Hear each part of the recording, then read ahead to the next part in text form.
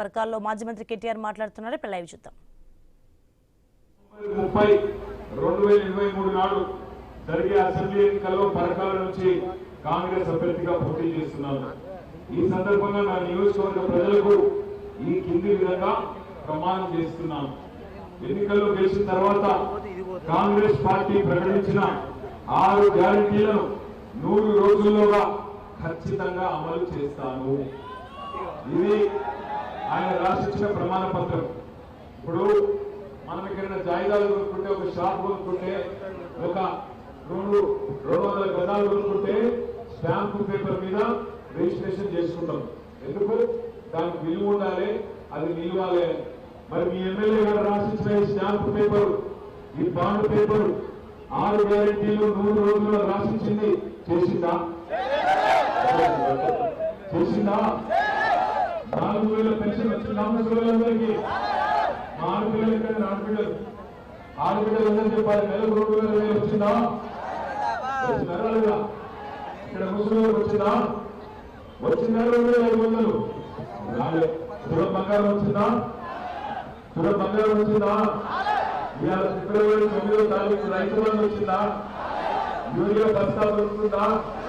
KCR kit వచ్చిందా? బతుకమ్మ చీర వచ్చిందా? రంజాన్ తోఫలు వచ్చిందా?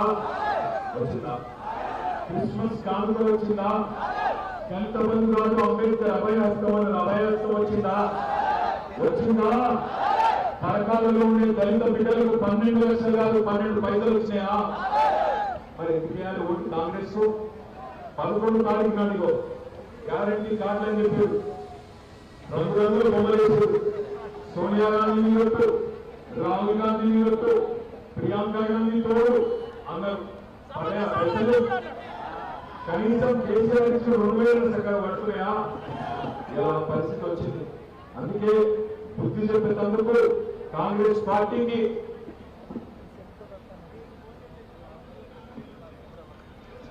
రేవంత్ రెడ్డి చెప్పిన మాటలు ఇంకేమంటాడు? ఇంపిద్దామా? వాడు మాటలు ఇంకేయాలి.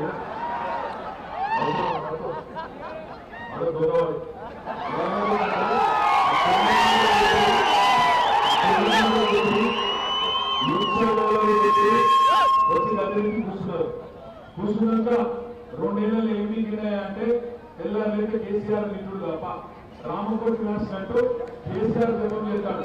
అది తప్ప ఏమైనా పని అయిందా? పరకాలలో ధర్మంలో చేసిన పని తప్ప మున్సిపాలిటీలో కట్టే మట్టి ఇచ్చిందా? డివైడర్ నిలబడుతుంది, ఆ స్ట్రీట్ లైట్ నిలబడుతుంది. ఈ అంబేద్కర్ పెన్షన్ కాదా? ఇలా పెన్షన్ డెవలప్మెంట్ జరిగింది. ఎవరు చేయించింది? ధర్మారెడ్డినా? కేసీఆర్ గారి ఆశీస్సులతో ధర్మారెడ్డి గారు 100 పడకల ఆసుపత్రి తెచ్చిన, ఇవ పట్టణానికి చక్కగా రాజధానిలో విస్తరణ చేసి స్ట్రీట్ లైట్ వేసిన ధర్మారెడ్డి గారు చేసింది.